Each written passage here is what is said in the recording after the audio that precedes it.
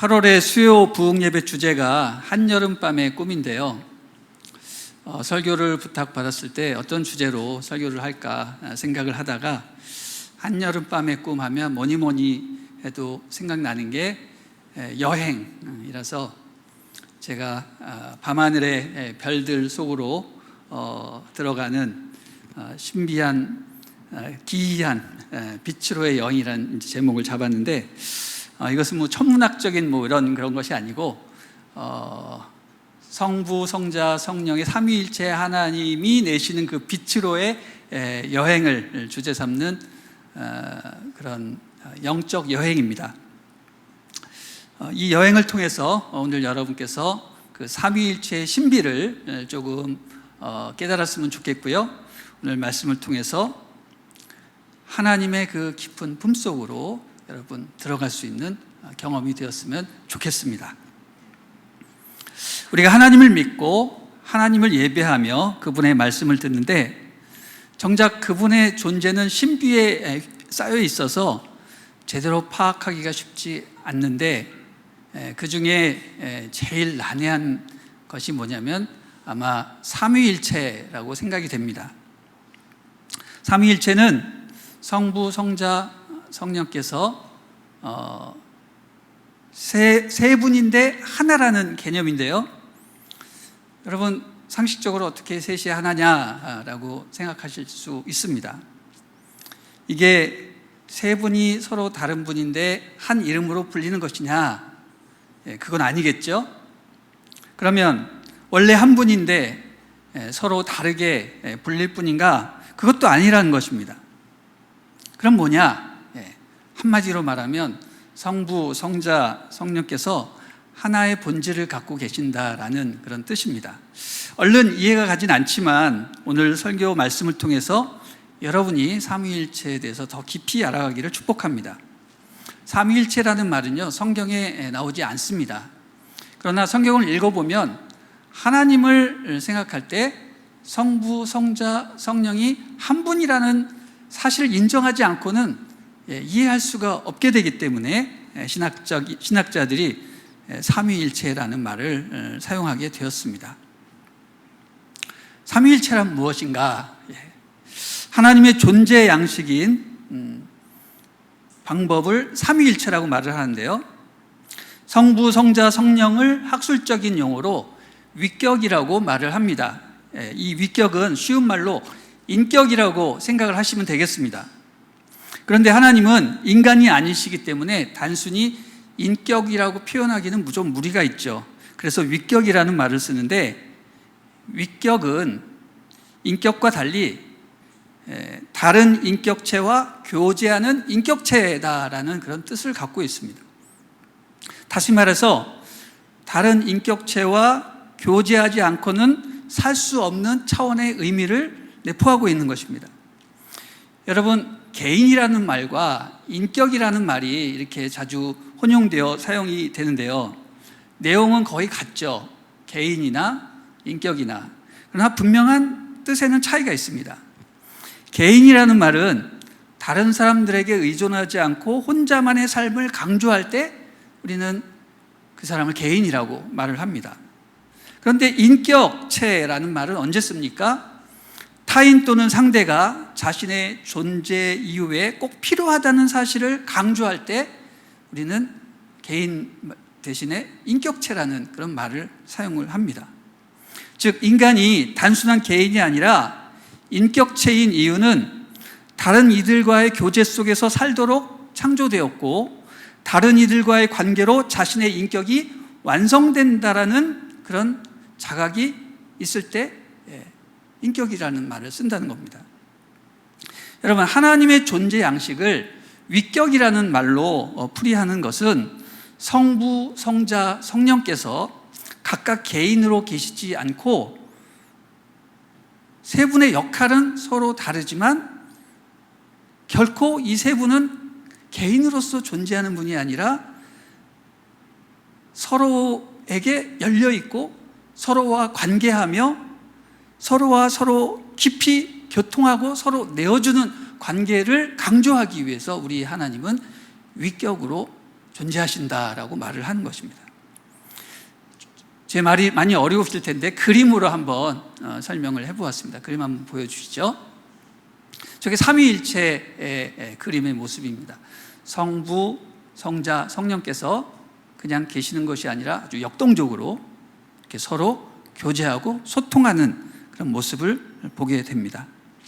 이것을 헬라어로 페리코레시스라고 합니다. 삼위일체를 가리키는 말이죠. 이 페리라는 뜻은 이제 둥글다라는 원이라는 뜻이고요. 그 다음에 코레시스는 자리를 만들다, 둥글게 자리를 만든다라는 뜻을 갖고 있습니다. 또 이 그림을 통해서 우리가 볼 수 있는 것은 신성한 상호 주체성이다라는 그런 어려운 말을 또 소개할 수 있습니다. 영어로 intersubjectivity라는 말인데요. 이 말의 뜻은 삼위일체의 각 인격이 다른 두 인격의 인식에 완전히 투명하고 서로를 주체로 인식하고 있는 상태다라고 하는 것입니다. 이게 되게 어려운 말인데 쉽게 얘기하면 삼위일체 삼위가 서로 열려있고 투명하고 서로 소통하고 있다는 것을 알려주고 있습니다. 여러분, 세 분이 이렇게 완전하게 소통하고 하나가 되려면 어떻게 해야 됩니까? 서로 사랑하고 있어야 하는 겁니다. 사랑이 아니고는 이런 일이 일어날 수 없는 것이죠. 여러분, 그런 의미에서 사랑이란 무슨 뜻입니까? 그냥 상대방을 무작정 좋아하는 것입니까? 그것을 넘어서 우리는 사랑은 이렇게 정의할 수 있죠. 차이를 극복하는 힘.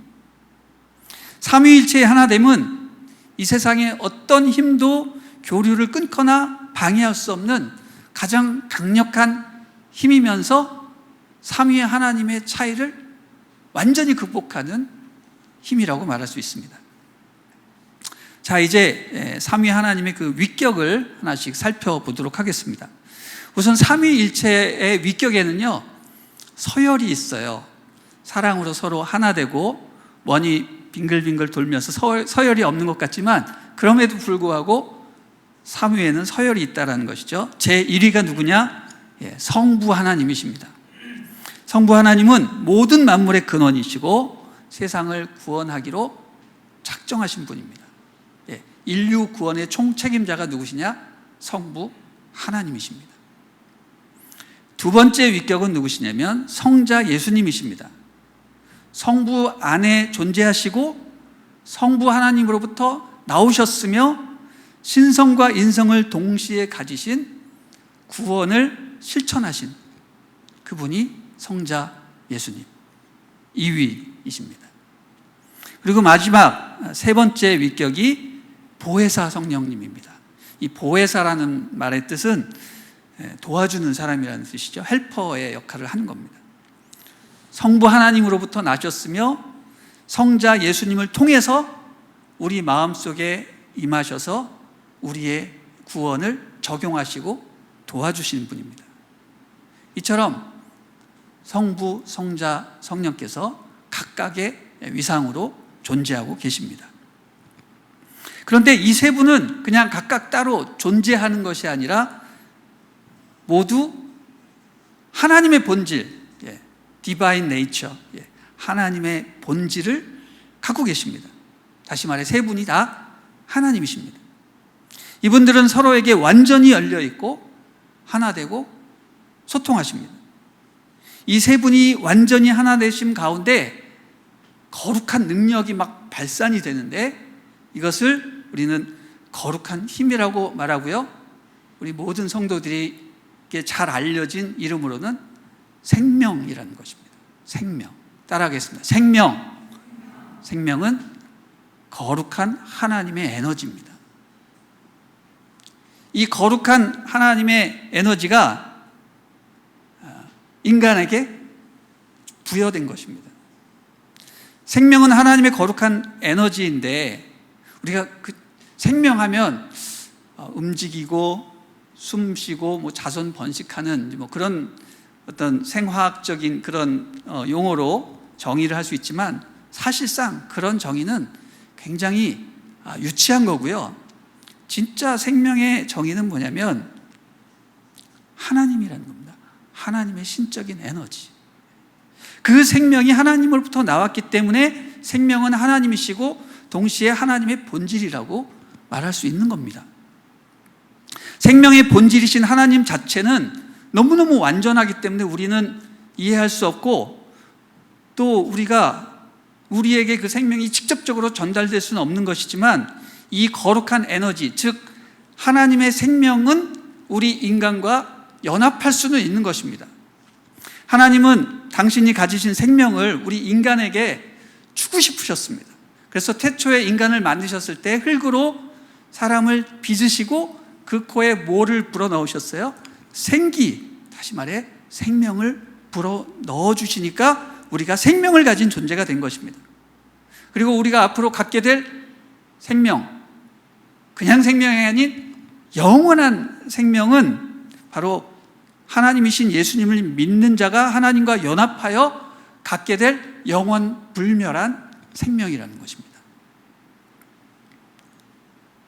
그 강력한 영원 불멸의 신성한 에너지를 우리가 소유할 때 그것은 영생하게 되는 것이죠. 제가 너무 어려운 얘기를 이렇게 해가지고 여러분들이 아주 더 귀 기울여서 듣는 것 같아서 참 좋은 것 같습니다. 잠시 숨을 돌리고요. 태초에 하나님께서 인간을 어떻게 창조하셨는지 좀 재미있는 얘기를 좀 해보았으면 좋겠습니다. 태초에 하나님께서 천지를 창조하시고 사람을 만드실 때 어떻게 창조하셨다고 했습니까? 창세기 1장 26절, 27절을 보면 하나님이 인간을 만드실 때 하나님의 형상과 모양으로 창조하셨다고 했어요. 본문 한번 보도록 하겠습니다. 읽어주시죠. 시작. 하나님이 이르시되 우리의 형상을 따라 우리의 모양대로 우리가 사람을 만들고 그들로 바다의 물고기와 하늘의 새와 가축과 온 땅과 땅에 기는 모든 것을 다스리게 하자 하시고, 하나님이 자기 형상 곧 하나님의 형상대로 사람을 창조하시되 남자와 여자를 창조하시고, 하나님이 사람을 만드실 때 그분의 형상과 모양으로 창조하셨다고 했는데, 이 형상과 모양의 뜻은 무엇일까요? 한번 도표를 보시기 바랍니다. 자, 세 가지 문장이 나오는데요. 첫 번째 A 문장을 한번 보시죠. 하나님이 우리의 형상을 따라 우리의 모양대로 사람을 만들고 하는 문장이 있고요. B 문장은 하나님이 자기 형상 곧 하나님의 형상대로 사람을 창조하시되, 그리고 마지막 C 문장은 남자와 여자를 창조하셨다. 여러분, 이 A, B, C 문장은요 서로 다르게 표현되어 있지만 같은 내용을 말하는 것입니다. 하나님이 사람을 만드셨다라는 그런 내용이죠. 근데 어떻게 만드셨을까?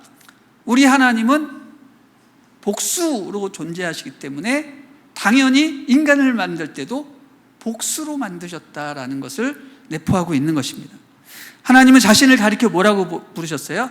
우리가 우리의 형상을 따라 사람을 만들되, 하나님 자신을 우리라고 표현하셨죠. 그렇기 때문에 인간을 창조하실 때도 그분의 형태와 똑같이 복수로 만드셨다는 겁니다. 삼위일체 하나님이 늘 복수로 교제하고 사랑하시기 때문에 하나님을 닮은 인간을 만들 때도 인간이 복수로 창조되었다는 거예요. 여러분, 인간이 복수로 창조되었다는 것은 무엇을 의미합니까? 남자와 여자로 창조되었다는 것입니다. 여러분, 인간은 단수가 아닙니다. 인간은 영원한 복수입니다. 왜? 남자와 여자가 동시에 존재하기 때문에 그렇습니다. 여러분, 인간 할 때 누가 떠오르죠? 남자는 남자가 떠오르고 여성분은 여자가 떠오르나요? 아니죠.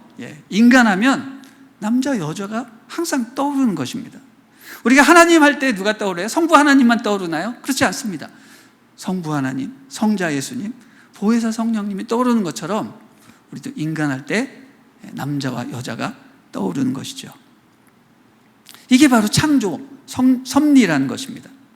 그렇기 때문에 남자와 여자는 하나님이 서로 사랑하시는 것처럼 남자와 여자는 서로 사랑해야 되고, 또 결혼하여 새 생명을 잉태하는 것이 하나님의 창조 섭리를 반영하는 것입니다. 그리고 하나님의 형상과 모양으로 지음받았다는 것을 확인하는 것입니다. 남녀 성별을 문제 삼고 또 성별의 차이를 없애거나 아니면 요새 20대가 남자와 여자가 서로 원수 관계라면서요. 이런 것들이 정말 심각한 창조 섭리의 오해가 되는 것이죠. 하나님께서 삼위일체 복수로 존재하시기 때문에 인간도 남자와 여자 복수로 존재하는 것이 마땅한 것입니다. 그럼 하나님의 형상과 모양이라는 말은 구체적으로 어떤 것을 의미하는 것일까? 제가 이제 이것을 설명하기 위해서 여러 주석책도 좀 찾아보고 참고서를 이렇게 봤지만 이렇게 속 시원하게 대답해 주는 사람이 별로 없었어요. 근데 의외로 영어 성경을 보니까 굉장히 의미가 명확하게 다가왔습니다. 하나님의 형상을 영어로 뭘로 번역을 했냐면 이미지로 번역을 했습니다. 그의 his image, 하나님의 형상. 다시 말해서 하나님과 인간이 함께 공유하는 특성을 뜻하는 것입니다. 예를 들어서 하나님이 사랑하시잖아요. 인간도 사랑을 할 수 있죠. 그리고 하나님이 인내하시고 또 의롭고 선하신 모습, 우리 인간도 그런 특성들을 완벽하지는 않지만 어느 정도 공유를 하고 있습니다. 그런 하나님과 인간이 공유할 수 있는 그런 특성들, 그것을 그분의 형상이라고 말할 수 있는 것이죠. 그럼 그의 모양은 뭐냐? 모양을 영어로 likeness라고 번역을 했습니다. likeness라는 것은 하나님과 형태가 비슷한 거죠. 아들이 아버지를 닮은 것처럼 우리 인간은 보면 하나님의 형상을 닮은 꼴이 되는 것입니다. 다시 말해서 하나님과 인간이 교통하고 교제하기 위해서 그분을 닮은 거예요. 하나님과 비슷하게 생긴 겁니다. 왜 그렇을까? 여러분 아까 창세기 1장 27절을 읽을 때 하나님께서 왜 인간을 하나님의 형상과 모양대로 창조하셨습니까? 뭐라고 했죠? 바다의 물고기와 하늘의 새들과 땅에 기는 모든 창조물들을 다스릴 권세를 주기 위해서 하나님의 모양과 형상으로 지음받았다라고 했습니다. 여러분, 하나님이 직접 통치하시는 게 아니라 인간에게 그 통치권을 부여하시는 겁니다. 그래서 인간이 하나님의 대리자가 되는 거예요. 생각해 보십시오. 인간이 하나님의 대리자라면 하나님을 닮아야죠. 그래서 모든 동물들이 인간을 바라볼 때 하나님 닮았구나, 하나님의 대리자구나, 이렇게 할 때 경외심과 복종을 할 수 있는 게 생기는 것이죠. 그래서 인간이 하나님을 닮은 존재가 된 것입니다. 그래서 사람은 동물들과 비교할 때 좀 다르게 생겼습니다. 저희 집에 강아지를 키우는데요, 강아지를 볼 때마다 저는 그런 생각합니다. 어쩜 너는 이렇게 사람과 다르게 생겼냐. 제 딸이 어저께 용인 에버랜드 가가지고 사자도 보고 호랑이도 보고 각종 들짐승들 사파리 가서 봤는데 하는 얘기가 있어요. 우리 집 강아지랑 거의 형태가 비슷하다는 거예요. 물론 개와 사자는 큰 차이가 있지만 기본적인 형태는 비슷하다는 거예요. 네 발로 걸어다니면서 주둥이가 있고 귀가 있고 사람은 달라요. 물론 유인원이랑 비슷하다고 생각하는 그런 학자들도 있지만 사람은 아주 유니크한 존재입니다. 하나님을 닮은 거예요. 그래서 사람은 동물들과 달리 하나님처럼 생겼고 하나님의 지혜와 성품을 공유하게 된 것입니다. 여러분, 에덴 동산에서 아담의 임무는 뭐냐면 왕이요, 선지자요, 제사장이에요. 왜 왕인가? 그는 그 동물계를 다스리는 것입니다. 그래서 왕으로서 그 본질을 파악을 해가지고 뭘 해요? 각자 그 동물들에게 이름을 부여하잖아요. 이름을 부여한다는 것은 내가 너를 다스리고 내가 너의 책임자다라는 그런 뜻입니다. 또 제사장의 역할은 무엇입니까? 피조물을 대표해서 하나님과 소통하는 역할을 하는 거예요. 그리고 모든 피조물들을 하나님께로 이끄는 선지자의 역할도 하는 것이죠. 그래서 인간이 하나님의 형상을 가져야 했습니다. 여러분, 그러나 이것뿐만이 아닙니다. 더 심오한 비밀이 있습니다. 왜 인간이 하나님의 형상과 모양을 가져야만 하는가? 하나님은 어떤 신비한, 우리가 상상할 수 없는 어떤 섭리가 있었기 때문에 하나님과 교통할 수 있도록 인간의 본성 안에 하나님의 신성이 들어갈 수 있도록 무한한 가능성을 열어놓으신 거예요. 무슨 소리인지 잘 모르시겠죠? 좀 이따가 설명을 해드리겠습니다. 너무 궁금하신가요? 한마디로 말하면 하나님이신 예수님이 인간으로 태어나셔야 했기 때문에 인간이 하나님의 형상과 모양으로 창조를 받아야만 했던 것입니다. 할렐루야. 눈치 빠르신 분은 이미 다 파악을 하셨을 것이라고 믿습니다. 자, 이처럼 하나님과 교통하고 그 안에 신성이 들어올 수 있도록 가능성이 열려진 무한한 그 능력의 사람이 하나님의 대리자가 되어서 모든 피조물들을 다스려야 되는데 그 운명이 어떻게 됐습니까? 망했죠. 타락해버렸습니다.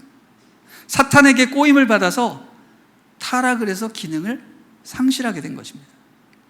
하늘에서 하나님을 대적하다가 쫓겨난 그 사탄이 이 땅에 뱀의 모습을 하고 나타나서 여자에게 뭐라고 말합니까? 이 선악과 열매를 먹으면 너도 하나님과 같이 될 것이다. 이렇게 속입니다. 여러분, 이 얘기는 무슨 말이에요? 단도직입적으로 이런 얘기입니다. 너는 더 이상 종이 아니야.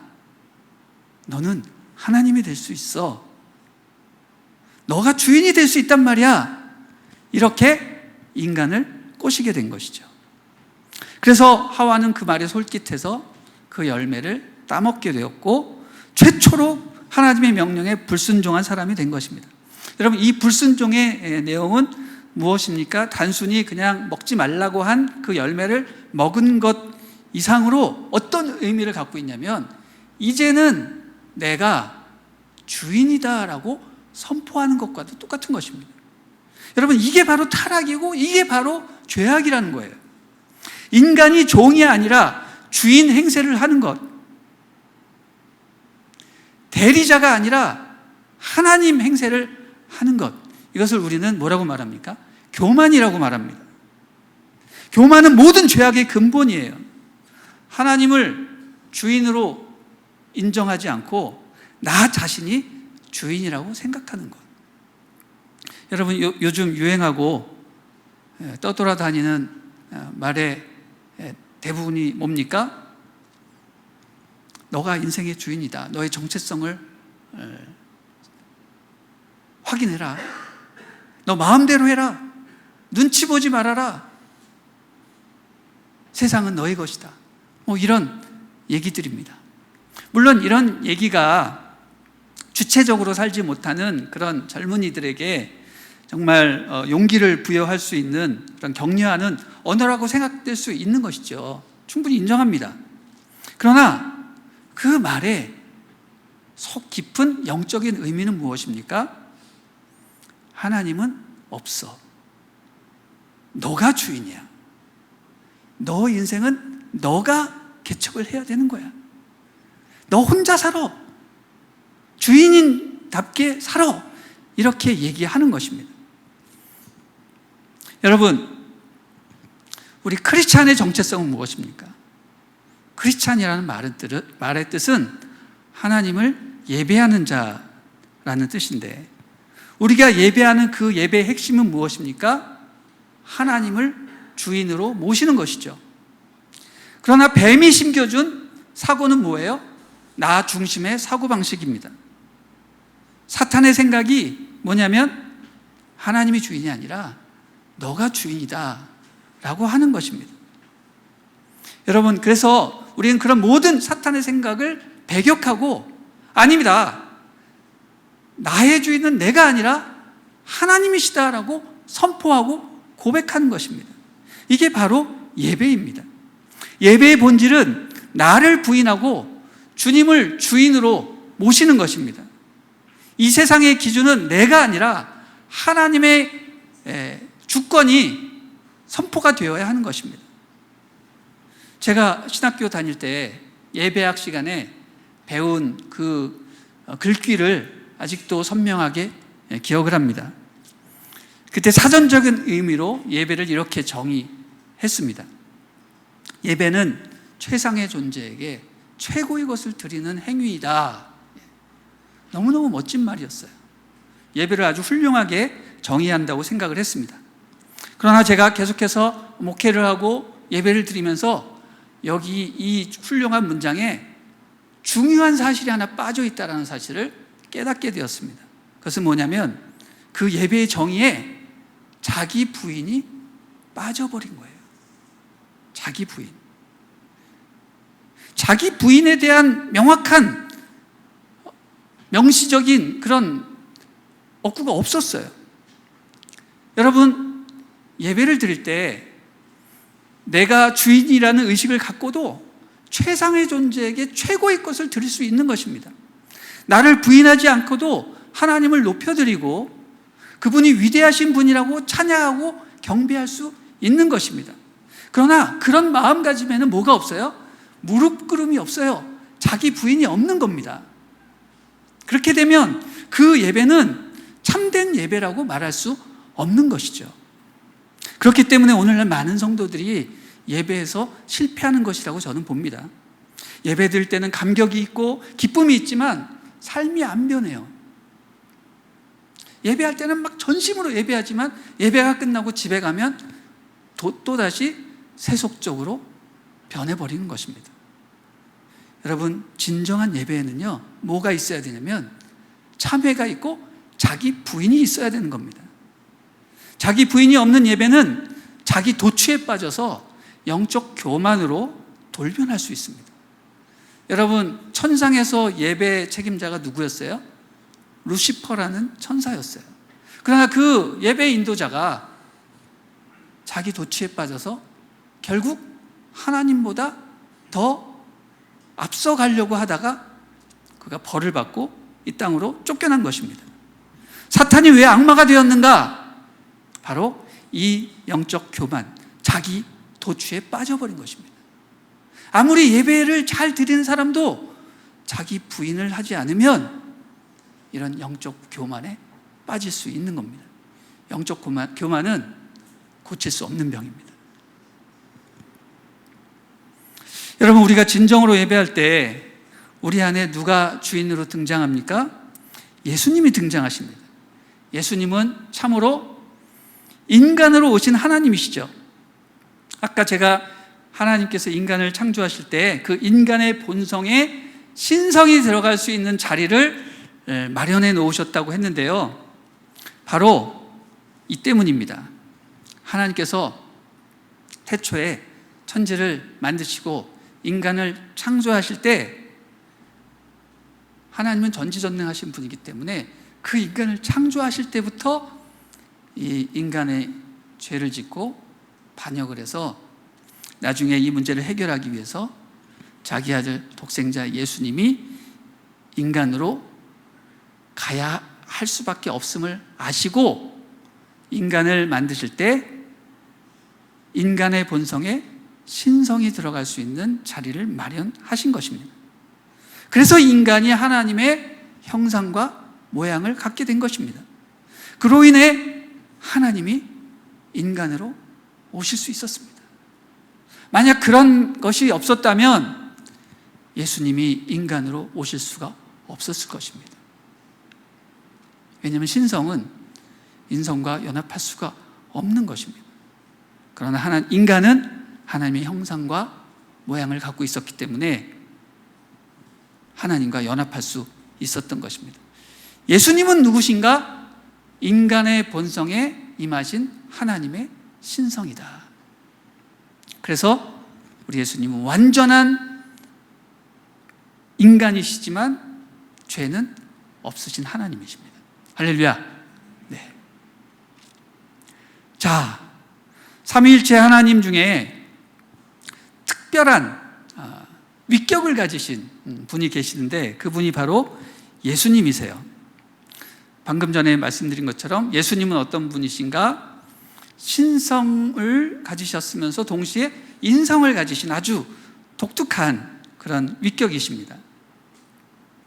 그래서 예수님은 하나님이시지만 인간으로 오실 수가 있었어요. 그리고 십자가에 죽으시고 부활 승천하셔서 다시 신성으로 복귀하신 분입니다. 바로 예수님이 인간이 하나님과 페리코레시스, 아까 말한 삼위일체의 그 역동적인 교제 안에서 인간이 들어올 수 있도록 문을 여시는 분이라는 거죠. 자, 그림을 한번 또 보도록 하겠습니다. 자, 아까 그림하고 좀 약간 다르죠? 성부, 성자, 성령께서 신성한 교통을 하고 계시는데 인간이 끼어들 자리가 없어요. 근데 그 중에 성자 예수님께서 친히 인간이 되셔서 모든 사역을 다 완성하신 후에 다시 복귀하실 때 어떻게 복귀하세요? 인간과 연합하여 예수님을 믿는 자와 하나가 되어 복귀하시는 거예요. 그래서 인간이 페리코레시스, 성부, 성자, 성령의 그 삼위일체의 신성한 교제 속으로 들어갈 수 있게 되는 겁니다. 할렐루야. 이게 얼마나 놀라운 은혜인지 모릅니다. 자, 더 자세히 한번 살펴보도록 하겠습니다. 우리가 예수님을 믿으면 예수님이 우리 안에 들어오세요. 예수를 믿는다라는 말의 의미는 예수의 영이 씨앗처럼 우리 마음에 들어오는 것입니다. 그 영이 우리 안에 들어오는 순간 우리는 구원받았다라고 말을 하는 겁니다.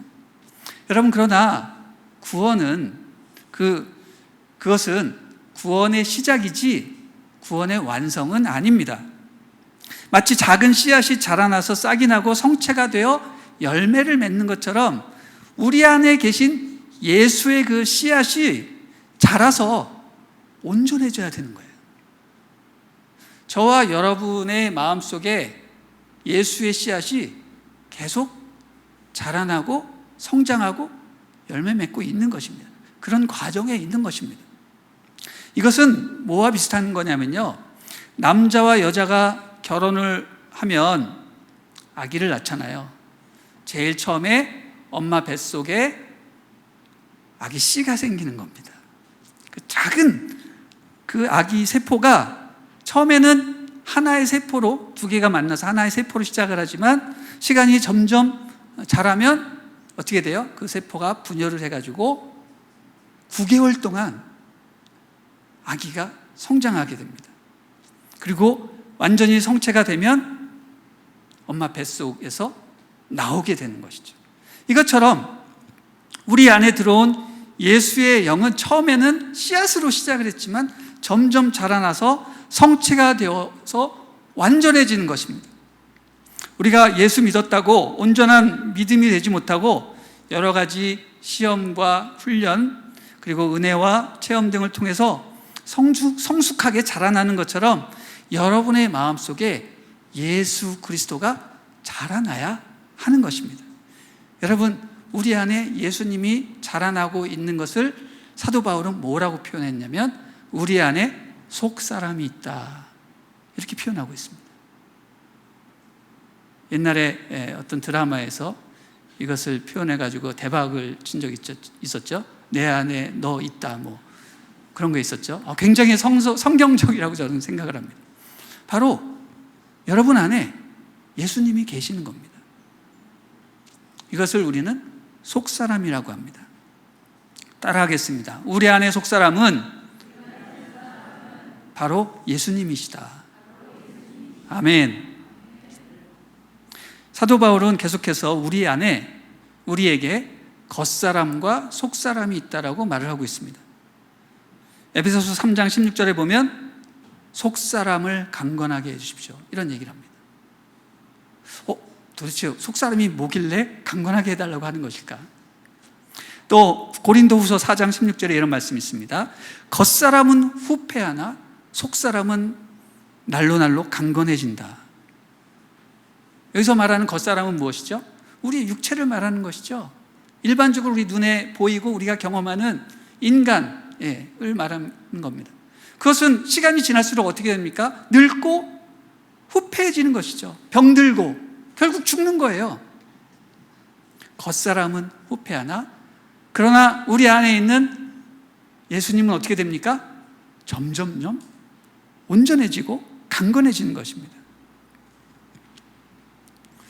이 속사람은 한마디로 우리 안에 계신 예수님이십니다. 예수님이 자라나야 합니다. 어디까지 자라나야 되는가? 에베소서 4장 13절을 같이 한번 읽어보겠습니다. 시작. 우리가 다 하나님의 아들을 믿는 것과 아는 일에 하나가 되어 온전한 사람을 이루어 그리스도의 장성한 분량이 충만한 데까지 이르리니. 이것도 굉장히 난해한 구절인데 속사람이 예수님이라는 것을 알게 되면 너무너무 쉽게 이해가 됩니다. 우리의 속사람인 그리스도께서 장성한 분량이 어떤 하나님이 기대하시는 장성한 분량에 이르기까지 자라면 구원이 완성되는 거예요. 이것을 우리는 영화라고 하죠. 영화. 성화 과정은 예수님이 계속 자라나는 과정이고 완전히 하나님이 원하시는 그 분량까지 자라게 되면 그것은 이제 영화. 우리가 하나님 앞에서 영광스럽게 변화되는 것을 말하는 것입니다. 여러분, 이처럼 우리가 겉사람을 부인하고 속사람을 계속해서 키우게 되면 우리가 하나님처럼 변화되는 것입니다. 무엇을 통해서? 예배함을 통해서 나를 계속 부인하고 하나님을 계속 인정하고 나의 주인은 내가 아니라 하나님이시다 라는 것을 계속 선포할 때 속사람은 자라고 겉사람은 죽어가는 것입니다. 예배와 경건 생활을 통해서 겉사람을 부인하고 속사람을 살리면 예수의 그 거룩한 빛이 점점 드러나고 우리도 예수님과 점점 더 하나가 되는 것입니다. 내가 죽고 예수님이 사는 것이 완성되는 것입니다. 그렇게 되면 어떻게 됩니까? 나와 예수님이 거의 구별이 안 될 정도로 하나가 되는 것이죠. 우리는 성인이라고 부를 때 왜 성인이라고 부릅니까? 그 사람이 그냥 거룩하기 때문에 성인이라고 부르나요? 진정한 성인은 예수님을 닮은 사람이죠. 그것을 우리는 성인이라고 말하죠. 그래서 예수님과 하나가 되고 예수님을 닮았을 때 예수님이 그 거룩한 삼위일체 그 사이클 페리코레시스 안으로 들어갔을 때 우리도 같이 그 사이클 안으로 들어가는 겁니다. 이게 바로 예수님이 성부, 성자, 성령의 사이클로 들어갈 때 입구 역할을 하시는 거라고 보는 것입니다. 그림을 다시 한번 보여주시죠. 자, 저기 밑에 이제 인간이라고 적어놓죠. 저 인간 대신 여러분의 이름을 적어 놓으시기 바랍니다.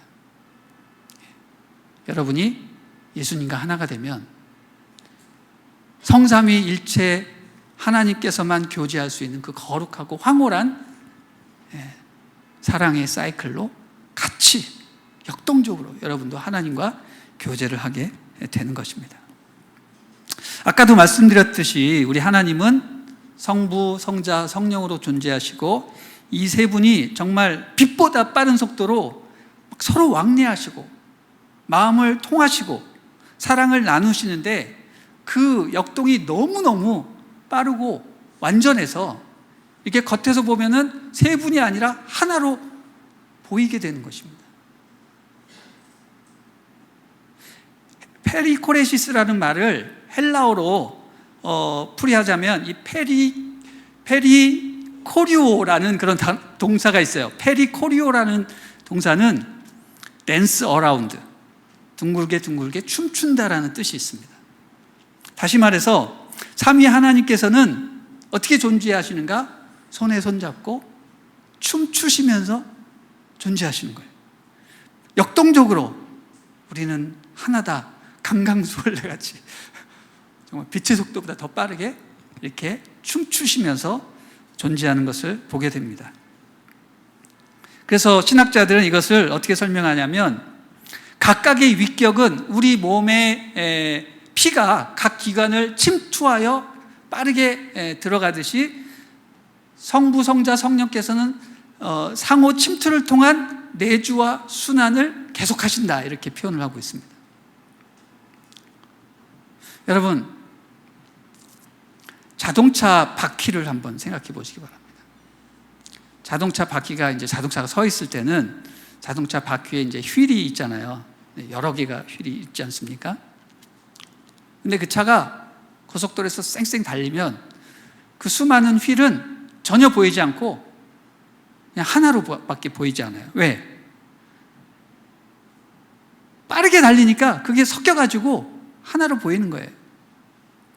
이것처럼 우리 삼위 하나님은 빛의 속도보다도 더 빨리 교통하시고 왕래하시기 때문에 완전히 하나인 것처럼 보이는 것입니다. 아니, 하나인 것처럼 보이는 게 아니라 완전히 하나가 되십니다. 왜? 이 세상에서 가장 강력한 힘인 사랑의 힘으로 우리 성부, 성자, 성령께서 연결되어 있기 때문입니다. 자, 오늘 본문 베드로전서 2장 9절을 한번 읽어보도록 하겠습니다. 같이 한번 읽어주시죠. 시작. 그러나 너희는 택하신 족속이요 왕같은 제사장들이요 거룩한 나라요 그의 소유가 된 백성이니 이는 너희를 어두운 데서 불러내어 그의 기이한 빛에 들어가게 하신 이의 아름다운 덕을 선포하게 하려 하심이라. 아멘. 자, 하나님께서 우리를 택하시고 제사장 삼으시고 기름 부으신 이유는 뭐라고요? 백성으로 불러들이시고 어떻게 하신다고요? 그의 기이한 빛 가운데로 들어가게 하시기 위함이다. 도대체 이 기이한 빛의 정체가 뭐냐? 우리가 하나님의 백성이 되고 예수님과 하나가 되면 그 성부, 성자, 성령의 그 사이클 속으로 들어가게 되는데, 그 안에 들어가면 빛이 나는 거예요. 바로 삼위일체 하나님의 교제의 소용돌이에서 발산되는 그런 빛이라는 것입니다. 이 교제의 소용돌이는요, 아까도 계속 말씀드린 것처럼 빛보다 더 빨리 회전하죠. 여러분, 일반 물리학에서도 입자가 빛보다 빨리 회전하면요, 거기서 광채가 나게 돼 있어요. 그냥 일반 물리학에서 그런 거예요. 하나님의 교제가 얼마나 그렇게 빠르고 정확했으면 그 가운데서 인간으로 표현할 수 없는 기이한 빛이 날까? 저는 이 빛이 바로 삼위일체 하나님께서 발산하시는, 내시는 영광의 빛이라고 믿습니다. 아멘. 우리가 그 심오하고 기이한 빛의 한가운데로 초대받아 들어가는 것입니다. 여러분, 얼마나 영광스럽고 황홀하고 아름답고 완전 무결하겠습니까? 상상만 해도 정말 너무너무 즐겁고 해피합니다. 이 세상의 언어로는 도저히 설명할 수 없는 정말 신비하고도 영험한 그런 빛입니다. 그런데 여러분, 그 빛은 인간이 볼 수는 있을지언정 그 빛 속으로는 절대로 들어갈 수 없습니다. 그러나 우리는 어떻습니까? 예수 그리스도를 통해서 우리가 그 빛 속으로 들어가는 것입니다. 그 빛 속에서 우리도 같이 함께 교제하면서 그 기이한 빛을 내는 것입니다. 할렐루야. 바로 예수 그리스도의 그 공로의 피로 힘입어 우리가 함께 예수님과 손잡고 담대하게 그 황홀하고 강력한 성부, 성자, 성령의 그 하나됨의 교제로 들어가는 것이죠. 여러분, 이게 바로 뭐다? 천국이다. 할렐루야. 여러분, 천국을 어떤 장소의 개념으로 생각하지 마십시오. 천국은 하나님과의 친밀한 사귐입니다. 천국은 하나님의 기이한 빛 속으로 들어가는 영광스러운 체험입니다. 어디 좋은데 보석으로 장식한 아주 값비싼 황금으로 장식된 무슨 성에 들어가서 산다, 이런 식으로 생각하지만 그건 다 비유적인 말이고, 실제적으로 천국은 하나님과의 완벽한 교제입니다. 그 이상 없습니다. 천국에는 성전도 없어요. 하나님이 성전이세요. 그냥 하나님과 영원토록 황홀하게 거하는 거예요. 여러분, 우리는 삼위일체 하나님의 존재 양식으로부터 많은 것을 배워야 됩니다. 우리 하나님이 그렇게 존재하시기 때문에 우리도 그렇게 살아내야 합니다. 내가 개인으로 그냥 존재하는 것이 아니라 나는 반드시 공동체에 속해야 되는 겁니다. 나는 그냥 내가 있음으로 존재하는 것이 아니라 당신이 있기 때문에 내가 존재하는 것이고, 하나님이 계시기 때문에 우리가 존재하는 것임을 알아야 됩니다. 여러분, 그렇기 때문에 교회에서 가장 경계해야 될 게 뭐냐면 개인주의예요. 개인주의. 나만 잘 되면 되지. 구원은 개인적으로 받는 거야. 나 혼자 큐티하고 나 혼자 은혜 받으면 되는 거야. 이런 생각을 하면 매우 위험합니다. 그런 사람은요, 신앙생활을 가장 힘들고 어렵게 하고 나중에 힘들고 어려울 때 도움도 못 받아요. 그리고 시험 받아서 타락하기가 쉽습니다. 그렇기 때문에 구원은 개인적으로 다 받긴 하지만 신앙생활은 어떻게? 공동체로 해야 됩니다. 이게 정설입니다. 그것이 우리를 복수로 창조하시고 교회 공동체를 허락하시며 서로 사랑하라고 명하신 삼위일체 하나님의 뜻입니다. 할렐루야, 아멘. 우리는 삼위일체로 계신 하나님의 교제를 이해하고 그 안에 들어가기를 힘써야 합니다. 내가 개인이 아니라 인격체라는 사실, 나 혼자가 사는 것이 아니라 누군가의 도움이 필요로 한다는 사실, 그리고 내가 누군가의 도움이 되어야 한다는 사실, 그것을 가장 절실하게 깨닫고 하나님의 그 사랑 안에 들어가기를 힘쓸 때 우리는 예수님과 하나가 되어 진짜로 성부, 성자, 성령의 그 영광스러운 교제 안에 동참하게 되는 것입니다. 이러한 깨달음, 저는 이것이 진정한 영성의 시작이라고 봅니다. 이것을 깨달아야 영성생활을 시작할 수가 있습니다. 사랑의 본질을 이해하고 사랑하며 사는 것, 이것을 경험하고 깨달으면 인생은 결코 외롭지 않습니다. 아무리 힘들고 어려워도 충만한 영성생활을 경험할 수 있습니다.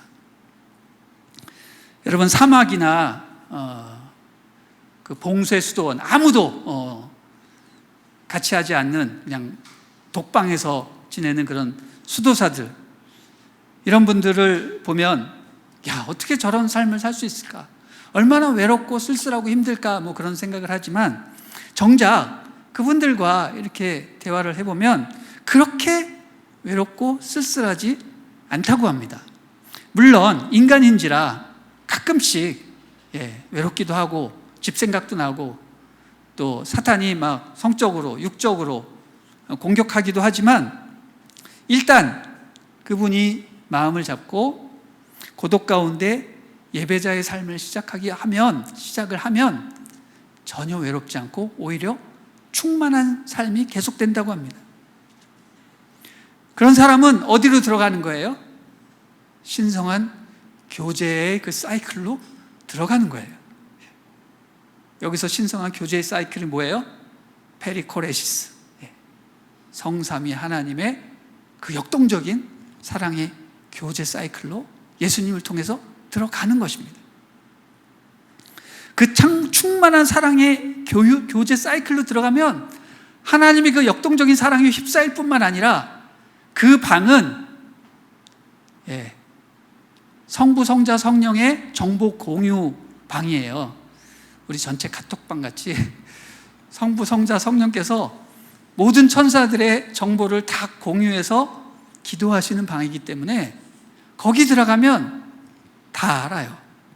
하나님이 무슨 생각을 하시는지, 그리고 어떤 성도들이 무슨 문제를 갖고 기도하는지 다 알고 있기 때문에 그 방에 들어가는 그분도 기도를 할 수 있게 되는 겁니다. 하나님의 뜻을 분별하고 하나님의 뜻대로 간구할 수 있게 되는 것입니다. 그는 비록 물리적으로 멀리 떨어져 있어도 자기가 사랑하는 그 공동체 안에 있는 것처럼 그들과 교통하기 때문에 그들을 위해서 정확하게 중보할 수 있는 것입니다. 그러니 그가 외로울 리 있겠습니까? 절대로 외롭지 않습니다. 그런 의미에서 중보기도란 뭐냐? 삼위일체 하나님을 닮아가는 것입니다. 나와 이웃은 하나님 안에서 연결되어 있기 때문에 중보할 수 있는 것이죠. 그분의 문제가 내 문제가 되고 내 문제가 우리들의 문제가 되고 이렇게 되면서 해결이 되는 것이죠. 여러분, 중보기도를 하시는 분은 다 아실 것입니다. 내 문제를 위해서 기도하면 해결이 안 되는데 열심히 다른 사람의 문제를 가지고 중보기도를 하다 보면 내 문제가 이미 해결이 되어 있다는 사실을 많이들 경험하실 것입니다. 왜 그런 일들이 일어납니까? 사랑으로 연결되어 있기 때문입니다. 내 문제에 집착해서 그렇게 있으면요, 거기에 침잠되고 맙니다. 그러나 내 문제를 생각하지 않고 다른 사람의 문제를 놓고 계속 기도를 하면 오히려 내 문제가 해결이 됩니다. 이게 바로 공동체예요. 몸의 지체가 서로 다르지만 서로를 위해 봉사할 때 몸 전체가 건강해지는 것처럼 하나님의 공동체, 하나님의 교회가 바로 이런 작용을 하는 것입니다. 서로 사랑할 때 온전한 예수 그리스도의 몸이 세워지는 것입니다. 저는 우리 남양주 온누리교회가 이런 살아있는 예수 그리스도의 몸된 교회 공동체, 서로를 위해서 열심히 중보기도하고 내가 아닌 우리 이웃을 위해서 사랑하고 헌신하고 봉사하는, 그래서 결국 내가 지켜지고 내가 변화되고 우리 가족이 살아나는 그런 역사가 있기를 기대합니다. 하나님께서 삼위일체로 존재하시는 것처럼 우리 모두도 사랑으로 연합하고 하나 되기를 예수 그리스도의 이름으로 축원합니다. 우리 하나님께 감사와 영광의 박수 올려드립니다. 아멘.